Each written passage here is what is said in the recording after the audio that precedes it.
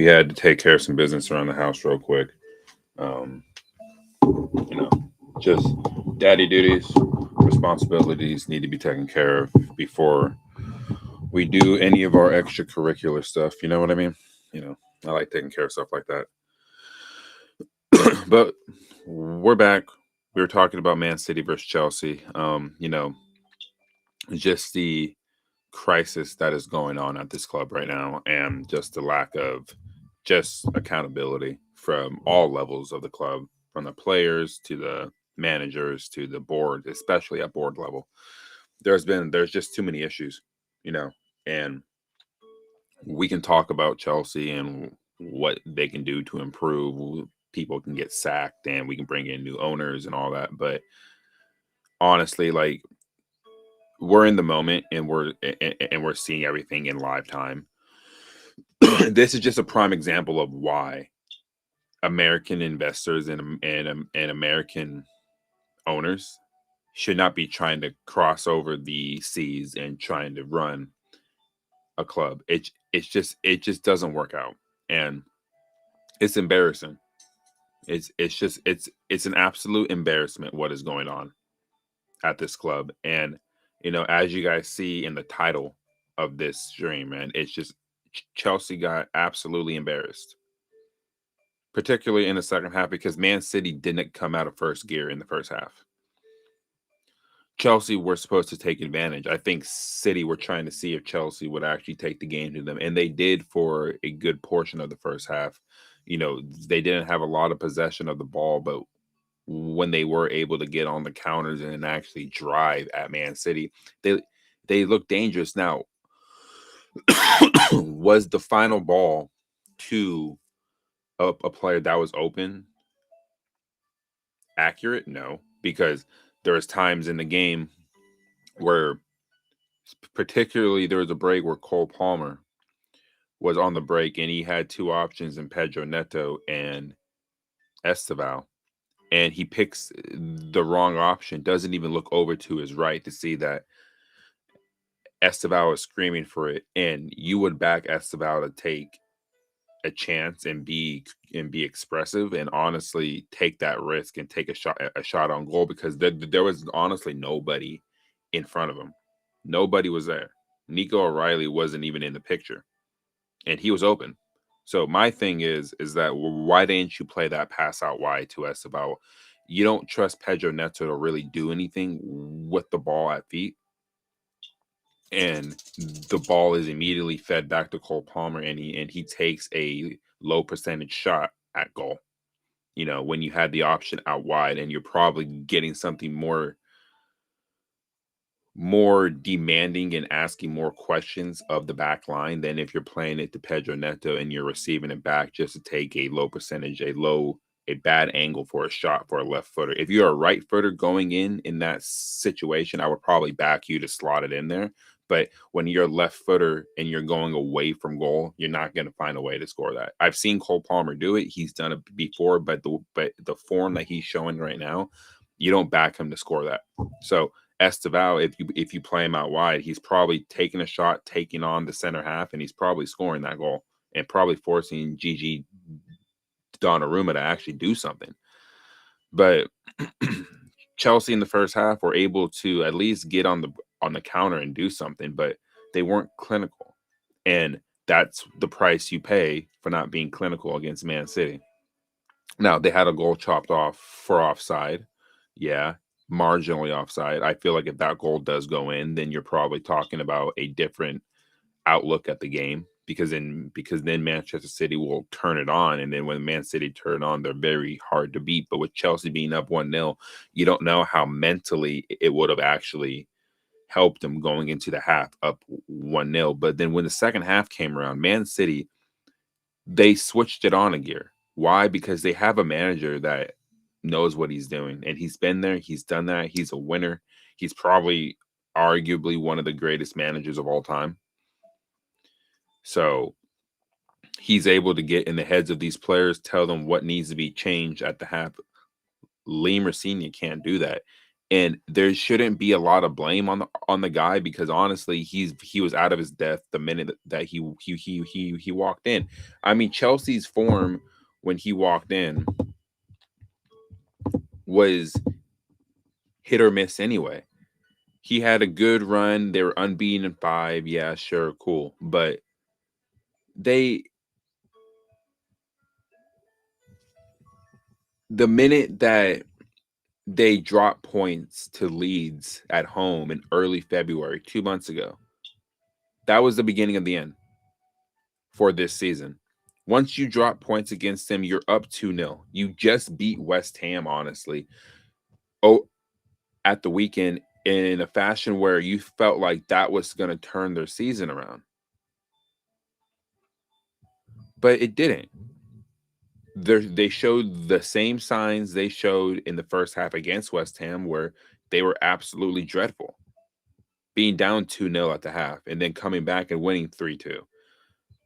Then you, against Burnley, you're up 1-0 for a majority of the game, and then you concede late on because mentally you guys just aren't there. It's just a shame. You know what I mean? Like, it's just a fucking shame, like, what's going on right now. And the title of my streams says are Spurs going down? I think at this point they may end up going down, but Chelsea are lucky that they're not in Spurs position. The only reason they're not there is because they had a better start to the season. Chelsea have a chance to finish 14th in the Premier League if results keep going the way that is going. They're not going to finish lower than 14th, but there's a possibility with them being only 6 points above 14th place Newcastle, bro. 14th place Newcastle on 42 points. A team that qualified for the Champions League last season. Are Chelsea really the 14th best team in the Premier League right now? They're actually playing like it. So yeah, like it's getting real. It's getting serious. The lower you finish in the Premier League table, the less money that you make. These owners want to make money. Of course, the Champions League is the ambition. The top four is the ambition for these guys. But as fans, we expect this team to be challenging for the major honors. Season in, season out, being able to recruit the best players to come to West London. But at the end of the day, when you have owners that don't want to change how they're doing things, then I don't know. I don't know. This club is a shambles, bro. And it sucks to say that because I love this club to death. And it's like you you cannot continue to have the mentality you're having and then expect to make any kind of profit off of you guys buying the club. So I saw this right now, right? And Justin, Chelsea are not expected to revisit a deal for Senesi as it stands and instead are prioritizing heightened strength and a player who can partner Colwell. I mean, they do need another center half. Would he have been the best center half pairing? I mean, I would have minded him being in the squad. Serious tensions are believed to be emerging inside the Chelsea dressing room following yesterday's humiliating defeat of Man City, with senior players reporting holding an emergency meeting in the aftermath of the loss. Sources close to the squad claim that our captain Reece James and other experienced members voiced frustration at the team mentality and lack of fight, a sign of the continued growing fractures within the camp as the season unravels. The mood around the club has been described as toxic, with several players said to be questioning the direction, tactics, focus that have left Chelsea drifting in mid-table obscurity. What was supposed to be a rebuilding year has spiraled into a full-blown chaos with morale at rock bottom now. The leadership group now faces an enormous challenge of holding the squad together before the situation worsens further. I mean, if we're being real, man,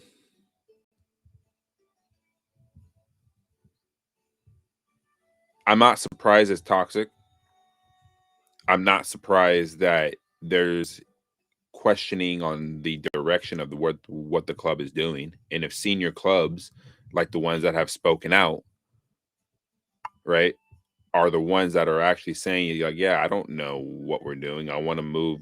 I want to like move away. I mean, you have the experienced players you do have in a squad, right? You have your Enzos, you have your Cucureas, you have your Reece James, you have your Palmers, I guess, in a sense now, even though people still consider him a young player. You have experience, you have a little bit of experience in the squad. And the little experience that is in the squad is questioning which way their careers are really going. Like I said, Chelsea have a chance to finish 14th in the Premier League if they keep on losing games because the teams in behind them are catching up. There is no longer a big six in the Premier League. That's been broken now for a few seasons. Actually, longer than that. Once Leicester won the Premier League in 15-16, I feel like that big six conversation was immediately evaporated because you had a team that was not supposed to be even nowhere near that because they almost got relegated the season before, but they survived and then they won the Premier League the following season. You don't expect a team like that to be gate crashing the top six. But then a few seasons after, Leicester were competing for Champions League spots and missed it out on 2 straight seasons because their form faltered at the end of the season because the squad depth and the experience in the squad wasn't there. The team that won the Premier League in 15-16, a lot of those players weren't there after that. Then you look at this Chelsea team, and is there good players in the squad? Yes, there are actually some very good players in the squad. But you change your manager midway through the season when the players for the first time under this project were like, okay, like we got somebody that we can ride with, that we can rock with, that we can actually listen to. And even if the tactics aren't the greatest at times, it's a certain way of playing that if we continue to improve on it, we're going to be a difficult team to play against. And as the season went on last year, towards the end of the season, Enzo Maresca's system was finally starting to take shape, and you started seeing players really finding their own. Now, Cole Palmer wasn't really the greatest towards the end of the season last year, but once the Club World Cup hit, he was back to his sensational best.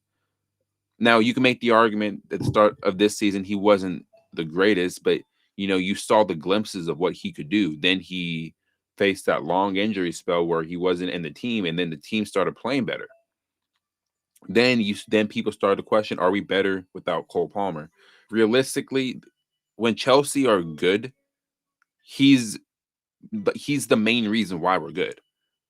Now, he's not playing well and the team's not playing well, but the team was playing well without him. But it doesn't mean that we're better, right? You want Cole Palmer in your team if Chelsea is playing well. You also want Enzo Fernandez in your team if Chelsea are playing well. Generally, when Chelsea are in form, those two players find a way to be either 1A or 1B and why the team is playing well. João Pedro has been great this season, but he's fallen off a cliff recently because of how the team has been playing. He hasn't had as many chances as he was getting because the team aren't providing the same service to him anymore. That has everything to do with how the team is being set up. And defensively, when you're losing the ball in terrible areas, what chances does João Pedro actually have to actually score? None. Zero. Right? But I mean, we'll see what happens. Shame we didn't score this. Yeah, I mean, this must be the goal that was disallowed, but why are Chelsea fans sad about yesterday? This was me. Season was over time ago. Just win the FA Cup and end it. I mean, why are we sad about it? It's not about losing the game. It's how we're losing these games, bro. It's how lethargic we're fucking looking out there, bro. Like that's what's really sad about it is that we've seen these players play well and we know the capabilities of these players, but they're mentally shot. That's what it is. Like they're just mentally shot, bro. And generally, your posts are very frustrating, but I mean, if I'm responding to this like rationally, bro, like the players are mentally shot. And like when I like for me, I'm just speaking for myself. I don't want to see players be this mentally shot and then being out there and then not look like they care about being out there. The player's mental is everything. And clearly it's being you know, it's just sad to see. This was Rafinha ball, by the way.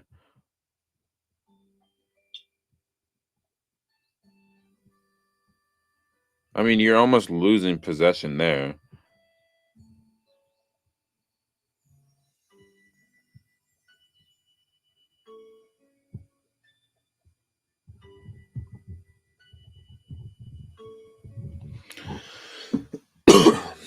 Chelsea under Enzo Maresca, fourth in attack, fifth defense. Chelsea under Rafinha, fourth under attack, defense 16th. That's not personnel, that's coaching. Consistent individual errors come from poor structure and coaching. Players aren't faultless, but the manager is the biggest issue.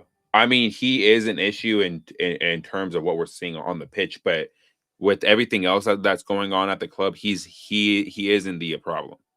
But the on the field stuff, on the pitch stuff, tactically, yeah, he is the biggest issue that is holding this team back right now.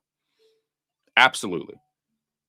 And it's not necessarily even because the players weren't brought in. The he still has a job to do at the end of the day.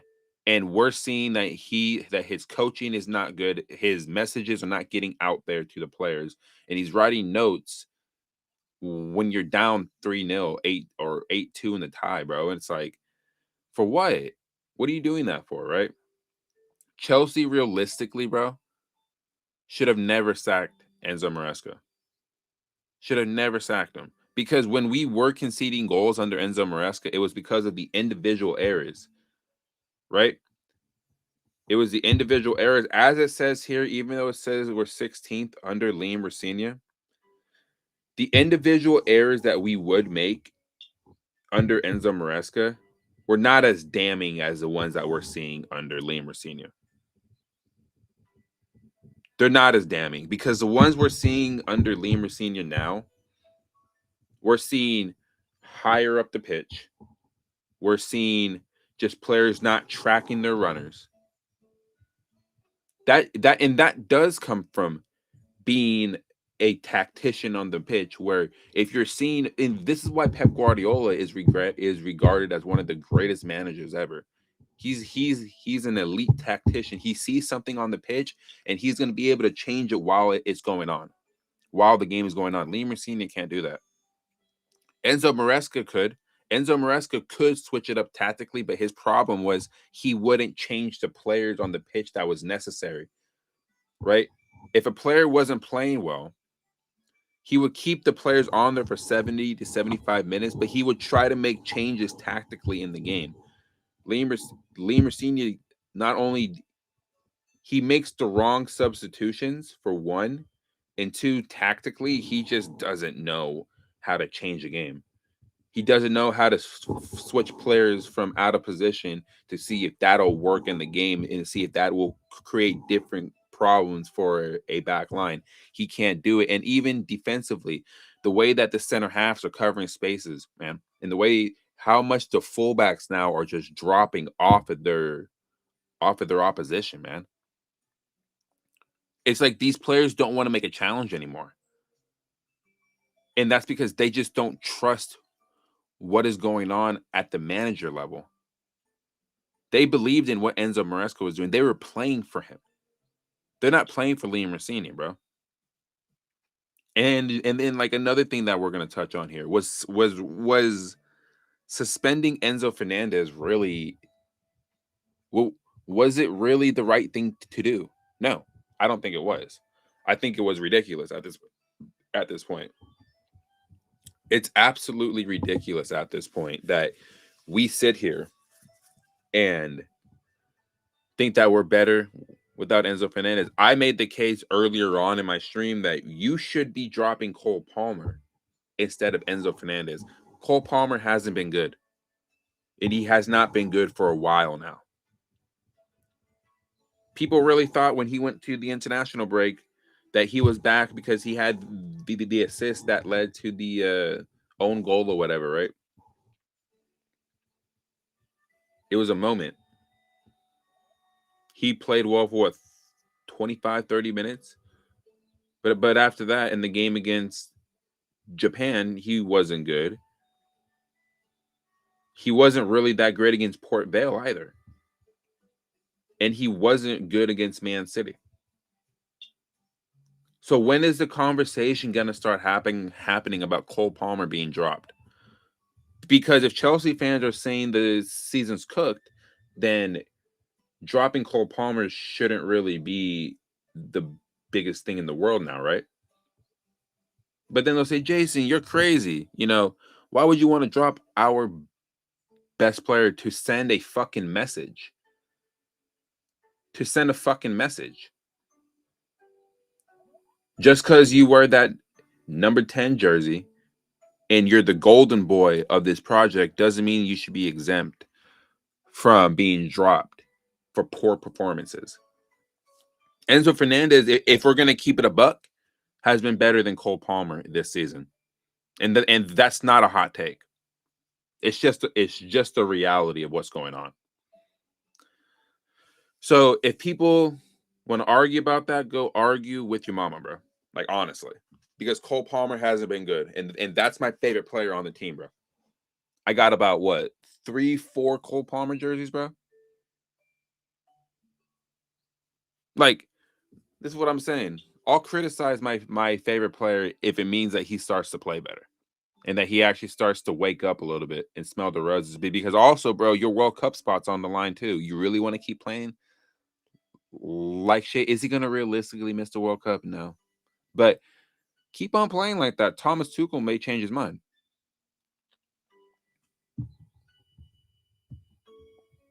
Chelsea fans, where do we go from here?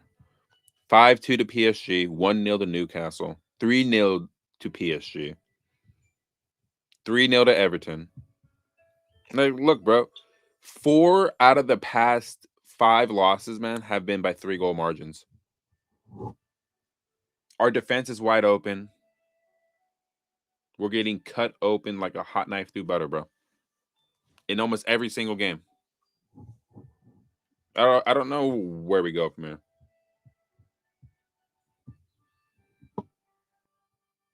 Always remember that they sacked Tuchel for these managers, biggest jokers in football. Yeah.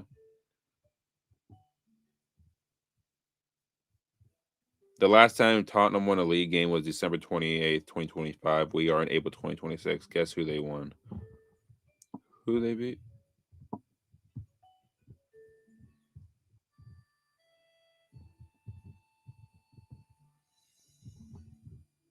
Was it Man City? I'm going to be real, bro. I feel like with the way Chelsea are playing, we're going to gift wrap. I mean gift wrap Spurs 3 points, bro. That's how bad we're playing.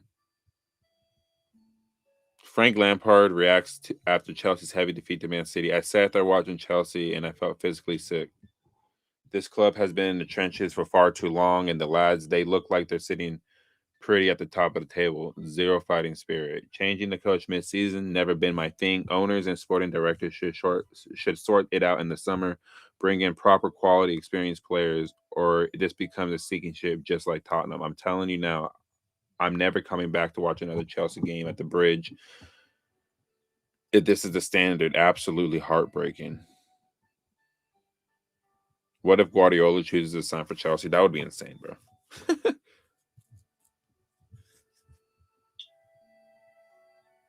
I mean, there's not enough criticism you can really hand to Rossini, bro.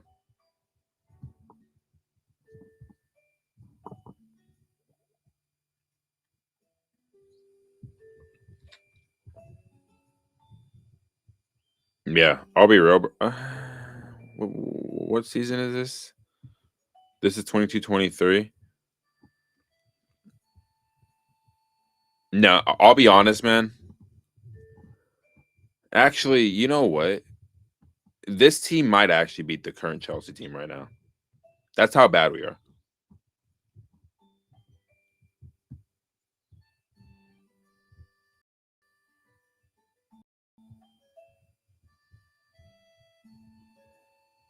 This is why Klopp has regressed into an Odegaard, and Guardiola doesn't want the same to happen to Cherki. Cherki is a top talent. Sometimes he plays close to Donnarumma. Your talents has to be in the final third. How good you are winning games, assist things that nobody can see, not even from the outside. So be there. Be close to Holland. The wingers make your quality there. Will bring the ball to you. It's not necessary to come down. Bro, Ryan Cherki is an exceptional player.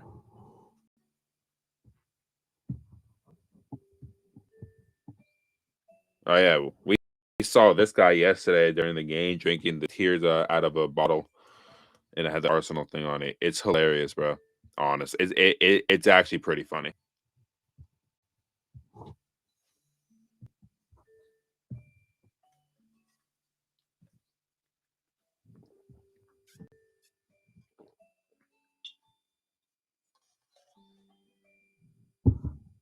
hmm That's never happening, bro.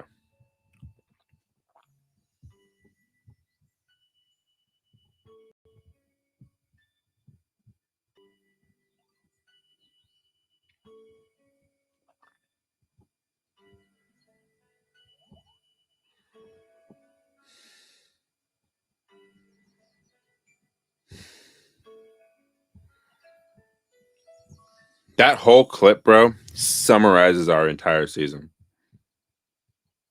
Look, receive the ball there. I mean, it's just crazy, bro. But they're already down 3-0 at this time. Yeah. Apparently, he wouldn't have made a difference. Last time we played City, he single handedly locked up Cherki in addition to scoring the equalizing goal. Yeah, it is very interesting how open Ryan Cherki was in that game. Now, we were missing a specific player in that game yesterday. I'm wondering if people are starting to understand why we need Enzo Fernandez in this team. Now, uh, again, I'm only talking about what I'm seeing on the pitch because the pitch and the board are two different things, in my opinion, right now. What I'm seeing on the pitch, Enzo Fernandez was man marking Ryan Cherki in the first game against him. He was. Ryan Cherki was invisible in that game, nowhere to be seen. Now, he wasn't as great in the first half yesterday, but he's the kind of player that can turn it on just like that. Enzo Fernandez not being in that game yesterday, I'm wondering if people are starting to see the significance of what he actually brings to the team.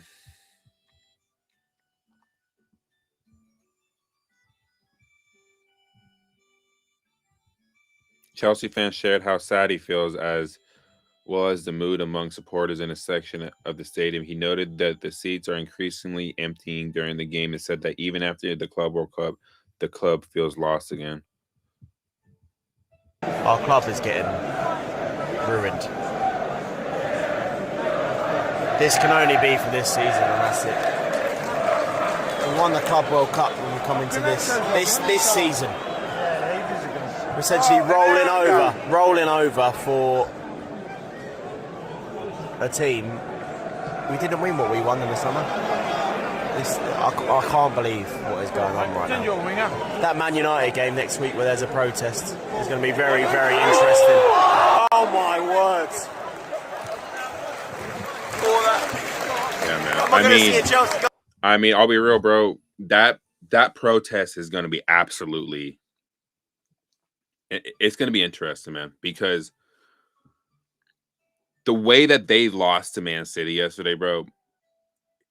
If Chelsea fans that are attending this protest and just the build up for this week, every single Chelsea fan out there, bro, whether you're a Chelsea fan, whether you're a football fan, whether you're a sports fan, this needs to be said. there needs to come a time where enough is enough with greedy billionaires and greedy investors trying to sports wash the entire, just trying to sports wash franchises, football clubs, enterprises, whatever, for corporate greed and gain and all that. If Chelsea fans, Strasbourg fans aren't as loud as they've ever been this entire week and leading up to the game on Saturday, then this club is finished. Now, they have a stance of being here for 10 years, and we all understand that. But there is an out, there is a way for them to get out. And I will say this protest needs to be as loud as it's ever been. And if you have to delay the Man United and Chelsea game at the Bridge just to do this, then by all means, and I'm even encouraging Manchester United fans out there, if you're attending the game, if you're attending the game, I believe you guys should also take part in this as well. Because yes, you guys dealt with the Glazers for a very long time. And there is a rivalry between Man United and Chelsea. Of course there is, right? They're competing for the Premier League title in the mid to late 2000s consistently, year in, year out. Went up against each other in the Champions League final in 2008. Right? Countless classic matches in the Premier League.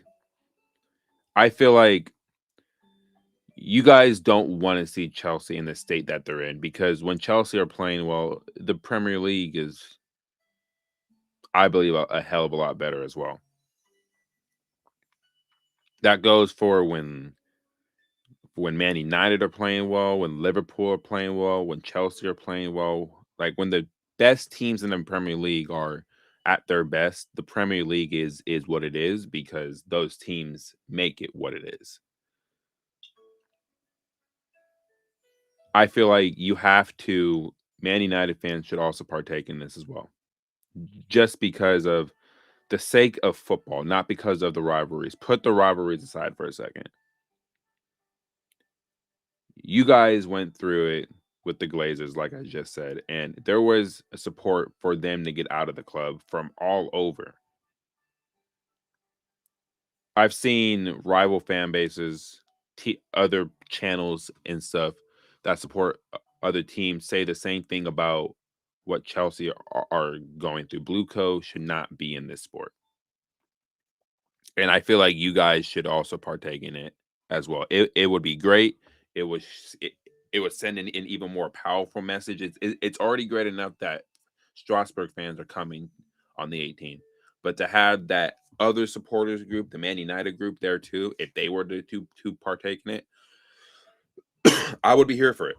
It would show a lot of solidarity within the country, not just within the clubs, because the fans put their rivalries aside for a second to see that a club is getting ruined by greedy billionaires and investors for their own corporate gain,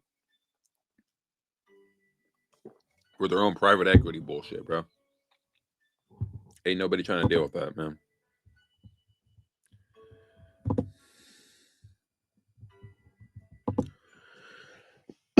So, Cesc Fabregas on Chelsea's current situation. I'm gonna get to Tottenham after this because I got a lot to say about them. Well, this is who I would want as the manager for next season. Sacking Enzo Maresca for Liam Rossigna is where it all started. You don't sack a manager who is already building. Everything he built just collapsed. He is a manager who won more trophies in 18 months than some top managers in the Premier League. That's a shot at Arteta, bro. It doesn't set well with him. And most of the players don't play for the badge anymore. The club needs a total rebuild. I've been saying this, man. They're no longer playing for the club anymore. They're playing for themselves. This is why you're seeing the attitude probably now of Cole Palmer just playing for himself now, not looking for his teammates really as much now. And it's sad because they still had Enzo Maresca. I don't think they're playing like this. I truly believe, and people think that we would really be sitting this far off of a Champions League spot if Enzo Maresca was still here in his second season with the same team, and you're basically adding a couple players that we didn't have last season that would have probably taken us comfortably into a Champions League spot. Like, do you guys remember at one point Chelsea were what? Had a chance to be 4 points back of Arsenal if they won their game against them? How far they have fallen since that point. I remember posting back in November, life is good. Chelsea was sitting 6 points off the top of the table. They were on 23 points. And feeling great. Chelsea fans were feeling great because that part of the season we were in form. There wasn't Cole Palmer, but we were playing well without him to where when he came back, all we really had to focus on was making sure he gets his legs under him and then we can push on. But we completely capitulated. After that Arsenal game, we completely capitulated. Right? He was still the manager, but you have to give that manager time to work through the rut that he's in. You have to. Now, behind the scenes, obviously, there was obviously some type of talk with Man City. It is what it is, right? When you're an up and coming manager and you've shown in your first season, you're able to get top four, you're able to win 2 pieces of silverware, more than what Arsenal got last season, to be perfectly honest with you. So, what I'm just trying to figure out here is, should we have even sacked him in the first place? I'm going to answer no because I'm pretty sure everyone knows my stance on why we shouldn't have sacked him. You're building the identity. You already have some of the players in place, key players in place for Enzo Maresca to work with, and all you're asking for is another center half, a goalkeeper, and maybe another attacking player with some type of experience. Nothing materializes. You're linked with Victor Osimhen, and you don't want to pay him 400 grand, but you're willing to offer Enzo Fernandez 400 grand a week. But you don't want to go get an elite center forward that will probably cost that kind of money, but he's proven across Europe that he can score goals. Yeah, I would have done it. Could you imagine the combination of João Pedro and Victor Osimhen? That would have been devastating. And, and you have Cole Palmer, and you have Estevaso. That would have been filthy. That would have been absolutely filthy. But these owners aren't ambitious like how the fans are ambitious. We would have loved to have seen that front four. You can play João Pedro off the left if you want to. Victor Osimhen through the middle. Esteval on the right. Cole Palmer just in behind. You could do that. That would have been devastating. But these owners don't think like that. They're all about fucking player trading, and that's what needs to be eradicated out of the sport. Only these 3 managers have never lost a final. Yeah, Arteta's lost numerous. He's lost finals, bro.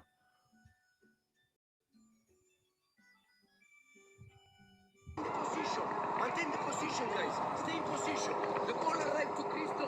The ball arrived there. The ball arrived outside. Stay in position. That's it.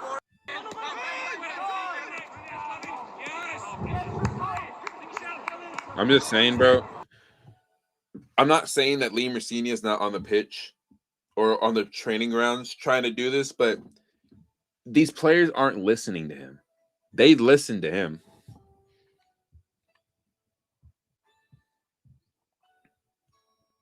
John Obi Mikel, hoping Man City beat us so Arsenal don't win the league is small side mentality. That right now comes down to the owners. This is where the owners have put the club. Yeah, and the owners have actually brainwashed half of the Chelsea fan base by actually thinking that losing to Man City yesterday was actually helpful for anybody, especially if you're a Chelsea fan. Like, why in God's name would you want to lose games? Because Arsenal have a chance to win the Premier League. If we were in a title race with Arsenal, then yes. Then yes. Like, even then, right? Like, even then, if we're in a title race with Arsenal, we want to win. We want to beat Man City. So why would we want to lose? That's what I'm saying, man. Like, half the fan base has been brainwashed by this board, and they don't want to admit it.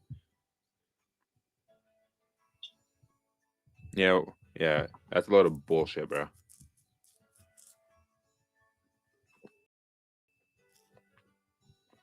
Let's be honest. We all pretend like the Champions League anthem. We all pretend to like the Champions League anthem. The Europa League anthem is clear. I don't know about, bro.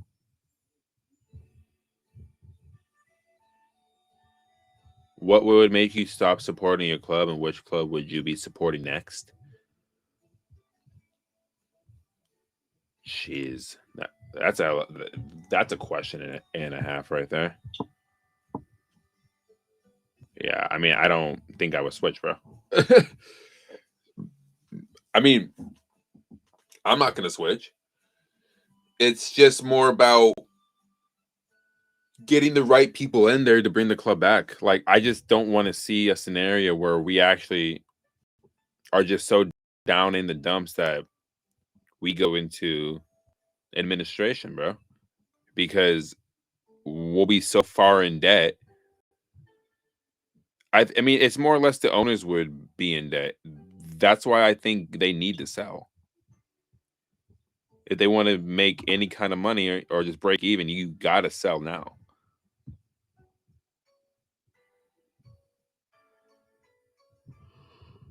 I don't care. A corner kick, probably.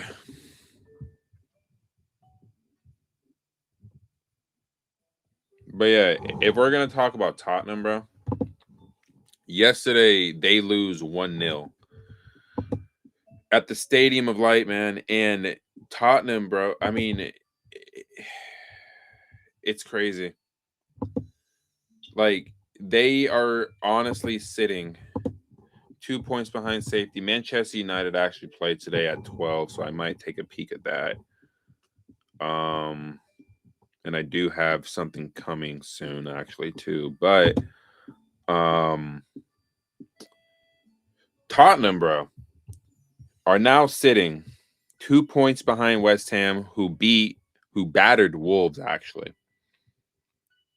who haven't been in the worst running form.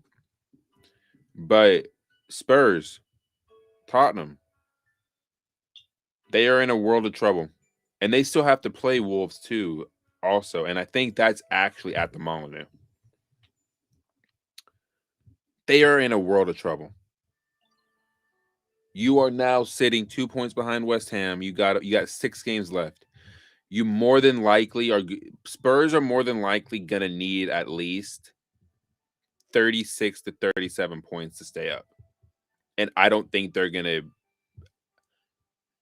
if I'm going to be honest, and this might be a wild take, I think they lose the remainder of their games this season.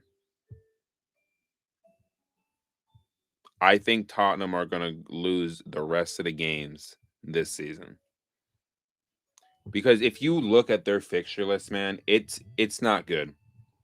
I mean, their previous matches, obviously, they haven't won a Premier League match in this calendar year. They're hosting Brighton. Brighton, I think, are going to absolutely rip them up, in my opinion. And it's Roberto De Zerbi's. It's the Roberto De Zerbi derby.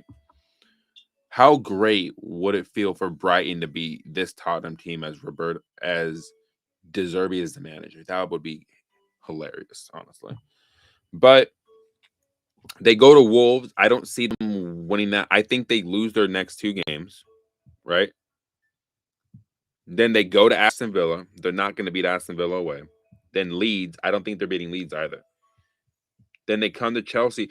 That might be the only game I can see Spurs probably getting something out of, just because Chelsea are so fucking pathetic right now. Right? So, and our home form is actually in the fucking mud. We're horrific at home. So you never really know. But if I had to be completely honest here, Spurs may lose their last 6 games of the season. And I think that's entirely possible.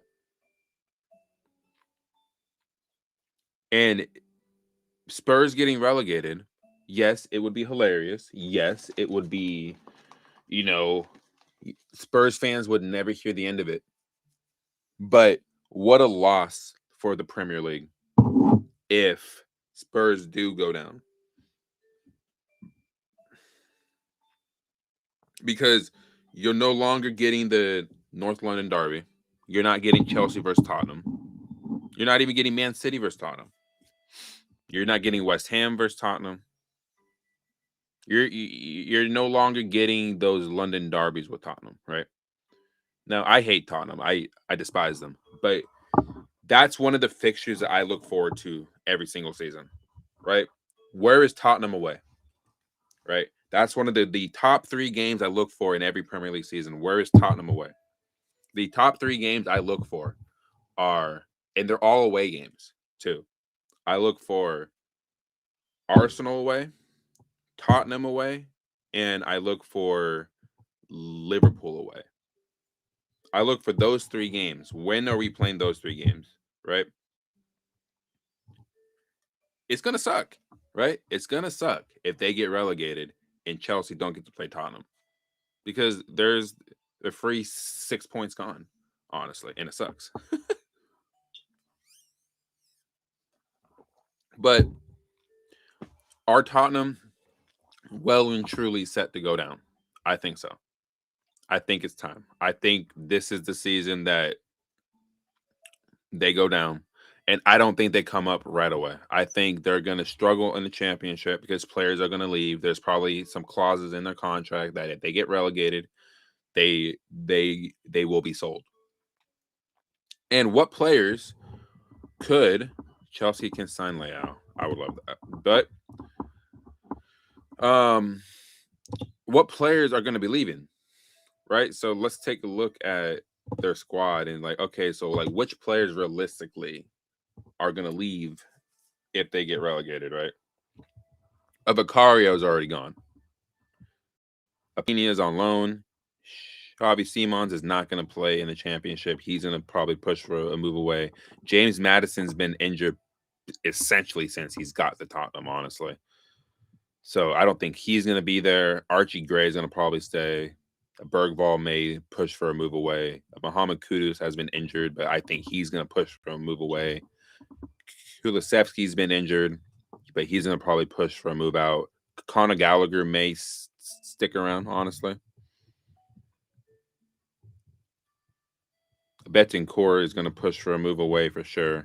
Richarlison's going to push for a move away. Matthias Tell is going to push for a move away. Solanke's going to push for a move away. Holomwani, I think, is alone. Mickey Van de Ven is absolutely leaving Tottenham at the end of the season. So is Pedro Porro. Christian Romero is going to be gone. I mean, you're talking about what? Maybe 1, 2, 3, 4, 5, 6, 7, 8, 9, 10, 11, 12, 13, 14, 15, 16. You're probably talking about 16 to 17 players that are going to probably leave Tottenham at the end of this season if they get relegated. And at that point, if you get relegated, you're going to have to figure out what players are going to come to Spurs. Now, players that aren't in the Premier League that are going to be like, oh shit, Tottenham are in a championship, so there might be a shot that if we go there and we relegate, then we'll be playing for a big team in the Premier League. I don't think it's going to be as simple as signing players to come to the club. And then I think the team has bigger issues that are off the pitch, that it's going to be hard for them to come back up immediately. also because the television exposure isn't there anymore. And they're already losing a major sponsor at the end of the season. And I think it's their kind of shirt sponsor. Tottenham are in the mud. I think they're cooked, right? So we'll see what happens. We'll see what happens. But I think Tottenham are going to lose the remaining games of the season. Let me know what you guys think about that. If Tottenham are going to lose the rest of the games at the end of the season, I think it's very, very possible.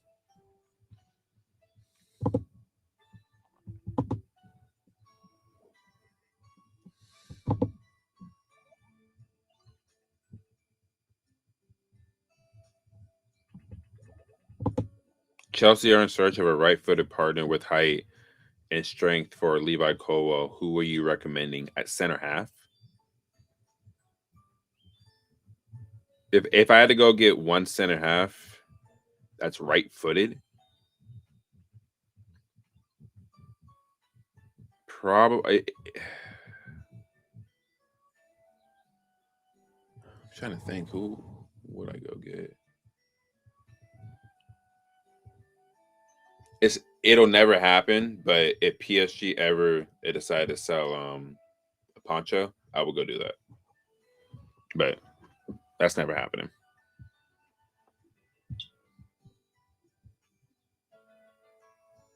Desperately need to get Palmer back to his best form again because it's really sad continuing him to watch him play this way. Well, it's like I said, man. That's like, and like this is what I was talking about earlier, that you had the option of playing Esteban on the right, and then he decides to do this, right? Like, it's really sad what's like he had to pass out wide to Esteban. He's wide open, bro. Wide open. It's selfishness because there was moments yesterday where Esteban was offside, but the runs he was making because the pass was fucking delayed, and then that yesterday pissed me off too. Like, yeah, like by Holland, which is expected.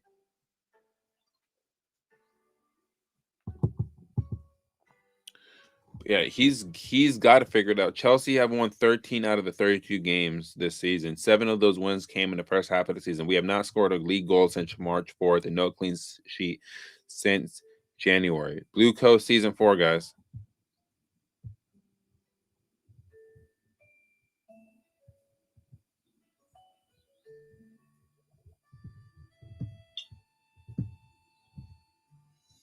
Yeah.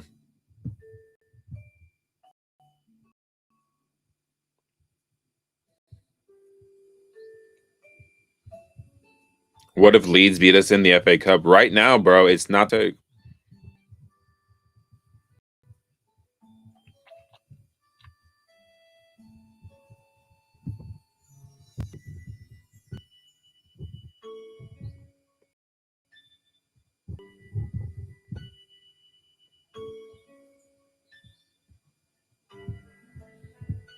Should they qualify versus FC Barcelona, Diego Simeone has been granted permission by Atletico Madrid to rest his entire starting 11 for every remaining game in La Liga. The club believes they have a clear path to the final with only Arsenal or Sporting left to beat in the semifinal. I have Arsenal get through for Sporting. I think Atletico Madrid get through Barca. I think Atletico Madrid will beat whoever comes out of that other tie. Honestly. Liam Rossini, I'd like to be at Chelsea for 6 or more years.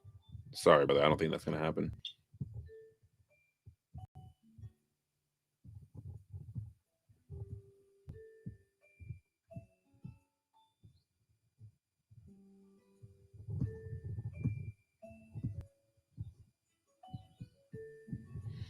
Italy could have one last chance to play at the World Cup. People are now considering a potential playoff in case of non-participation by Iran in the Club World Cup. The playoff could involve 2 countries from the European zone, 2 countries from the Asian zone. As participation in the tournament is still very uncertain. Yeah, I mean, just given what's going on right now, I'm not surprised.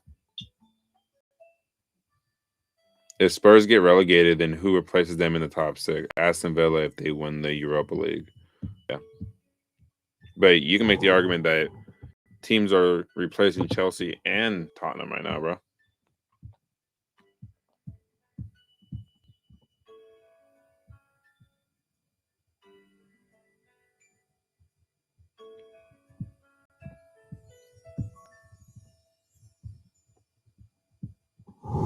Yeah, it is a little crazy, bro, honestly.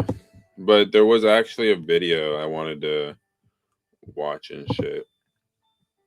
It was actually a really interesting video. Let's see if I can find it. Oh, yeah, it's right here. Give me 1 second.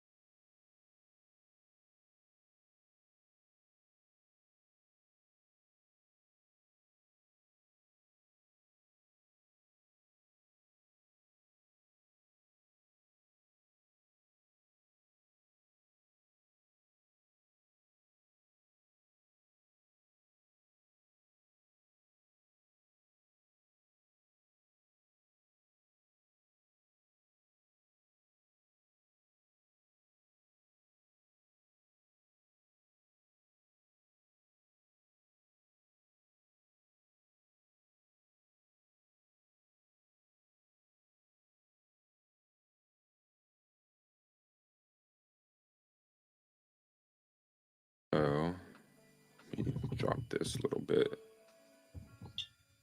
Kylian Mbappe pressed like his career depended on it against Bayern Munich. He tracked back, he defended, he covered ground nobody has seen him cover all season. He scored in the 74th minute to keep Madrid alive. He had 2 more chances that Neuer somehow kept out, and Real Madrid still lost. And I said it last year at the end of the season when we knew that Mbappe was going there. How is he going to balance that team? The answer seems to be staring us straight in the face. The biggest problem here is Mbappe. 39 goals this season, a goal every 76 minutes. One of his best performances of the year, a losing effort. So let me ask you the question that nobody in that stadium against Bayern could cleanly answer. Is the problem Mbappe, or is the problem everything that has been built around him? Because when you actually sit with the data, and we are going to go through all of it today, the answer is far more uncomfortable than either side of this debate wants to admit. So it has to work. He's not going to be put on the bench, is he? He's killing Mbappe, he's cost a lot of money. How do they make this work? Mbappe's individual numbers this season belong in a different conversation from the one currently happening around him. 98th percentile final product across all forwards in the Big 5 leagues. 99th percentile progression. 99th percentile creation. 99th percentile dribbling. And across 5 consecutive seasons, going back to before he ever pulled on a white shirt, his output has not dropped below the 96th percentile once. I mean, he's this one is of the not a greatest Madrid effect. finishers It predates Madrid entirely. in the world, bro. Whatever problems exist at this club, they did not arrive with him. 39 goals this season, 14 in the Champions League alone, 3 away from Cristiano Ronaldo's all-time single-season record in the competition. I will a say goal this. every. I think he's going to need to pull something like that where he breaks Cristiano's record to have Real Madrid overcome Bayern Munich in this tie. I think he's going to have to do something of that level in order to actually get Real Madrid through. I think that's what it's going to take. 76 minutes. By almost any measure, one of the most productive individual seasons in Real Madrid's recent history. And yet, Barcelona are 7 points clear at the top of La Liga. The press that Xabi Alonso tried to build at the start of the season collapsed in November and never came back. And Bayern Munich came to the Bernabeu, a stadium that had not seen a Bayern win since 2001, and left with a 2-1 victory. The individual case is settled, but the individual case has never really been the question. Yeah. The question is what happens to the team around him.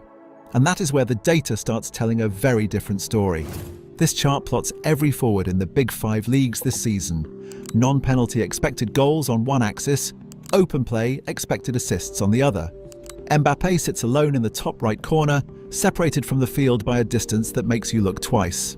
Above Haaland, above Kane, above everyone. He is not just a finisher.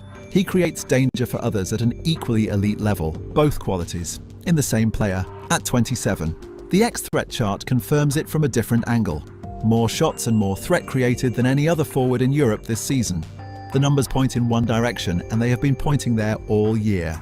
So why does the team around him keep malfunctioning? The pass maps between Mbappe and Vinicius are the most honest thing in this entire conversation. This is where it gets really When Mbappe receives from Vinicius, 112 receptions this season, his progressive pass rate is 0.21. The team average is 0.25. He is below the team average at moving the ball forward after receiving from his closest attacking partner. Instead, he shoots. 23 shots from those 112 receptions. 2 goals. He is the end point of every move, not a continuation of it. Flip it. When Vinicius receives from Mbappe, his progressive pass rate drops to 0.07. He drives, he carries. He creates through individual brilliance rather than combination play. The connection between them produces shots and carries and moments of individual. It's two wingers trying to play in the same position, but one is consistently playing out of position and the other one isn't. And the other one, honestly, wants to link up with the makeshift center forward that Mbappe is, and it's just not working. I don't think it's ever really worked. I think the partnership between him and Neymar was more devastating than him and Vinny. I mean, when they do play well together and and he does speak on it, it's really individual moments of brilliance between the two of them that they're doing individually rather than actually linking up, right? When Neymar and Mbappe were together, telepathically they knew where they were, because once Mbappe came, Mbappe was generally more out wide, and then Neymar shifted into that 10 role, and then that's when you started seeing the slick combination plays between the two and the sensational goals that they would create. And you had Angel Di Maria too on the other side before you had a Messi come through the door, and I think they got worse with Messi. But Mbappe, man, I just feel like going to Real Madrid, they should have brought him in as a left winger, and you sell your Vinicius Jr. and you get whatever money you can get for him. Because I think going forward, they're going to have to make a decision on which player they're going to keep, and ultimately they're going to keep Mbappe. Quality, but very little of the penetrative, fluid link-up play that breaks down organised defences in knockout football. Against Bayern Munich, Vinicius had a one-on-one with Neuer in the 61st minute and hit the outside of the net. Mbappe had 2 massive chances that Neuer somehow kept out. The opportunities were there, they were just not converted. And the structural issue, the way this attack is connected, means both players are consistently arriving at the same moments from the same areas, rather than creating problems from different angles simultaneously. And look at where he goes and get the ball again. No 9. Look at where he stays once again. You already have 1, 2, 3, 4 players. You don't need to go there. Stay in the middle. But because he likes to go on the left, just like Vinicius, you don't want that, really. Even from Güler, Mbappe's progressive pass rate sits at 0.16, the lowest of any qualified recipient. Valverde, In case you guys 0.34. don't know what that really means, is that when he receives the ball, he's not looking to pass up the pitch. He's taking the ball and he's either dribbling or he's taking the ball and he's shooting the ball.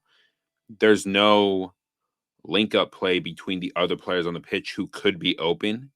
But with Mbappe and Vinicius Jr. are both guilty of this. They both just want to drive at the attack, at their defense, which is what you want from your best attacking players. But you also have to be able to link your teammates in there to find better spaces and better opportunities to create those clear-cut chances that they do get at times. Tchouaméni, 0.31. Carreras, 0.30. Mbappe, 0.16. Every time. From every source, in every game. The pass maps tell you what is happening between these players, but they do not tell you why. And the why is the part that changes how you see this entire situation. Look at where Mbappe's threatening actions begin and where they end. Start locations concentrated in the left half space. End locations shifting centrally into the box. He is listed as the striker. He is moving like a left winger. The position on the team sheet and the position on the pitch are two entirely different things, and the gap between them is costing Madrid in ways that are much harder to fix than a formation change, because Vinicius owns the left. He cannot be moved from there. He makes the difference there every single game, and the data supports that completely. So Mbappe stays central. And a player who is most dangerous, drifting in from wide areas, spends most of his time in the one zone where defenders are most prepared for him. That's him again trying to break the line. That's your 9. That's your 10. I'll be honest, again, he's not who's going to make the good. run in behind? Who's going to try to go? It's him. It's He Bellingham needs going, to be not your number driving 9. at- You can't win games like that. It's him again going. Look at where your 9 is. Yeah, I will be upset also. This is what we were talking about before, Jamie. On the ball, also he has to do way more. Karim Benzema said it plainly. For me, Mbappe is not a 9. Every time he plays there for the France national team, he doesn't feel good. It's not his position. Thierry Henry said it before the game that he doesn't see the runs in behind from Mbappe that you need from a centre-forward. No. And Mbappe himself said it just days ago on a podcast. His exact words. I'm a player who defends a little less than others, and sometimes that can be a problem. His active defending this season sits at the 14th percentile, tackles and interceptions at the 7th. Against Bayern Munich, this was a visible exception. He pressed and tracked back in a way this season has rarely seen. It was not enough to change the result, because one player raising their defensive output does not fix the structural gap that runs through the whole system. This is the visual that tends to get ignored in the Mbappe debate, and it probably should not. Real Madrid's team metrics this season compared to 2023-24, the last full season before he arrived.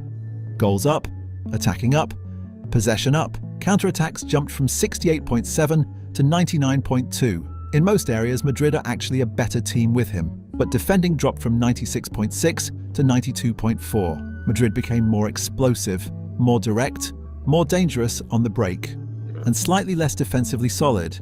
Those two things are not separate. They are the same decision described from different angles. When you build your attack around a player who naturally does not press from the front and does not track back, the team's defensive structure adjusts accordingly. Arbeloa confirmed this explicitly. He said he does not want Mbappe pressing at full intensity. The system accommodates his attacking profile, and the defensive numbers are the cost. 83% right foot, 15 goals, 27 saved, 28 blocked, 32 off-target. The blocked and off-target numbers are high. They reflect volume shooting from positions where the chance is not always optimal. But 93rd percentile non-penalty goals confirms he converts when the quality is there. The finishing is not the problem. The volume of low probability attempts that come from operating centrally rather than arriving from wide is something a different positional setup might reduce. A journalist at AS sat in front of a camera after the Mallorca defeat last week and said something that probably a lot of people at the Bernabeu were already thinking. I don't know if I want all this quality. What I want are winners. And that tension between individual brilliance and collective function is exactly where this debate lives and refuses to be resolved. Because the honest answer to the question this video started with is not yes, and it is not no. Mbappe is not the problem in the way the criticism suggests. The counter-attack metric going from 68.7 to 99.2 tells you that Madrid are built for a specific kind of football with him, and that football can be devastating. Against Bayern Munich, pressing and scoring and creating in one of his best performances of the season, he showed exactly what he is capable of when fully engaged. But he is the reason the system has specific costs: a compressed left side, a reduced defensive floor, an attack that functions as a delivery mechanism to one terminal point rather than a connected unit that creates problems from multiple angles simultaneously. Bayern Munich came to the Bernabeu with Kane as a true 9, Olise and Luis Diaz as genuine wide threats, Gnabry operating in behind. Every player in a role that suits them. Madrid have Mbappe, who is better than all of them individually, and who is playing a position that is not quite his. The second leg is in Munich next week. The tie is not over, and Real Madrid have come back from worse. This club has a specific relationship with European nights that defies conventional logic. But the question underneath all of it, the one that will outlast whatever happens in Germany, is not really about this quarter-final. It is about whether the most expensive, most debated signing in Real Madrid's recent history will ever play in the position where the data says he is most dangerous, and whether the club will have the courage to make that decision before it is too late.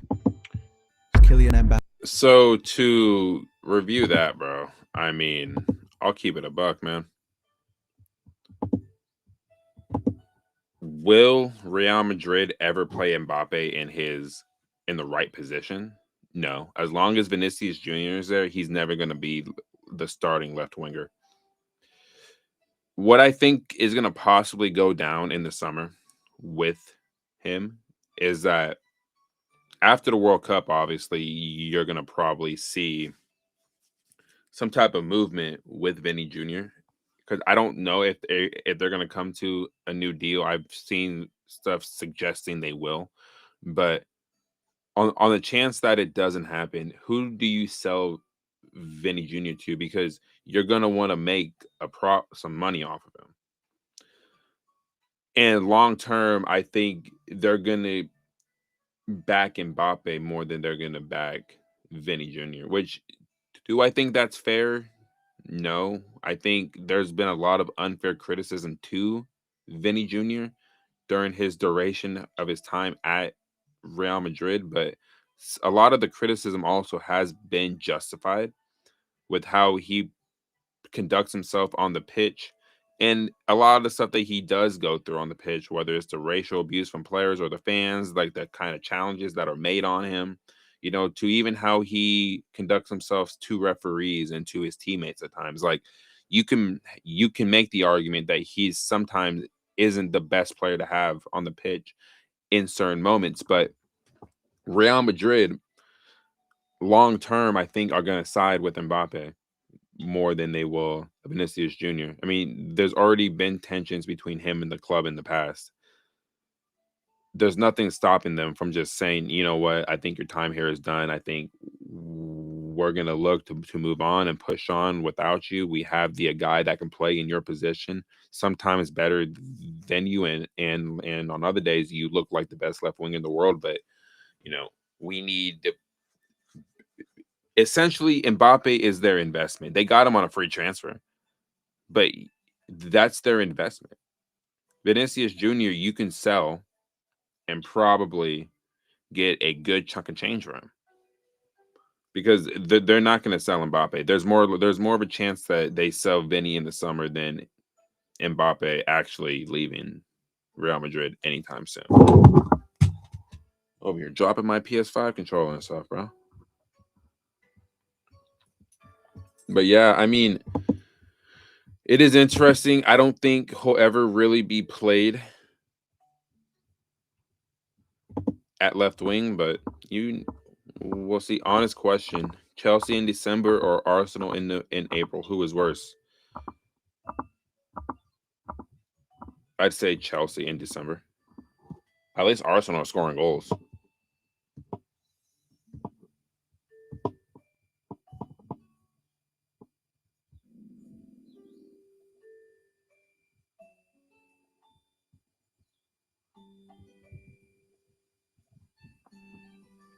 Are these your predictions? So it says Kim Boy has posted some type of psychic reading from the future. Chelsea will beat Manchester United 2-1. Then they'll go to Brighton, win 3-1. Chelsea beat Nottingham Forest 2-0. Then Chelsea beat Liverpool 1-0 at Anfield. Then they absolutely dismantled Tottenham 6-0. Then they go to Sunderland on the final day and win 4-0. Top 5 plus FA Cup trophy secured. That's wishful thinking, but if that happens, that'll be insane, bro. That you predicted that. I'll like it, and then I'll come back to it after the season. Chelsea fans, what's our main problem now? The manager, the owners? I want to know what you guys really think. It's the owners, bro. It's the owners. End of story. It's the owners, and then everything else after that is just, it stems from what the owners are doing at the club.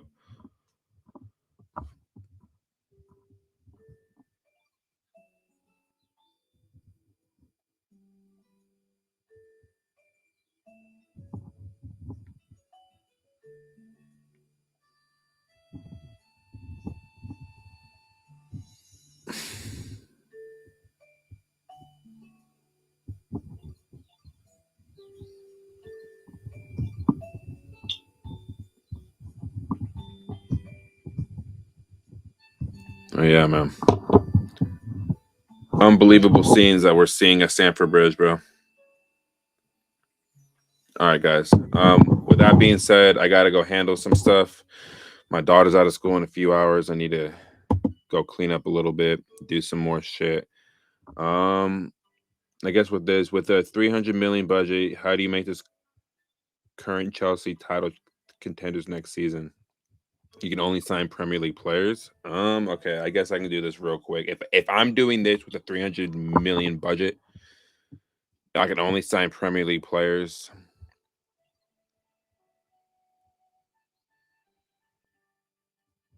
You know what? I might make this into a video, so I will save this clip right here. But yeah, I have to get going, guys. So I will see you guys in the next one. I'll probably do a stream tomorrow morning, but I'll probably have a video up later or something, just going over what I just saw. But if not, there will be shorts that will be uploaded throughout the day. But with that being said, guys, I'm gonna get out of here. I appreciate people watching. Had a good engagement, had some fun, has just talking about Tottenham, Chelsea, all that stuff. So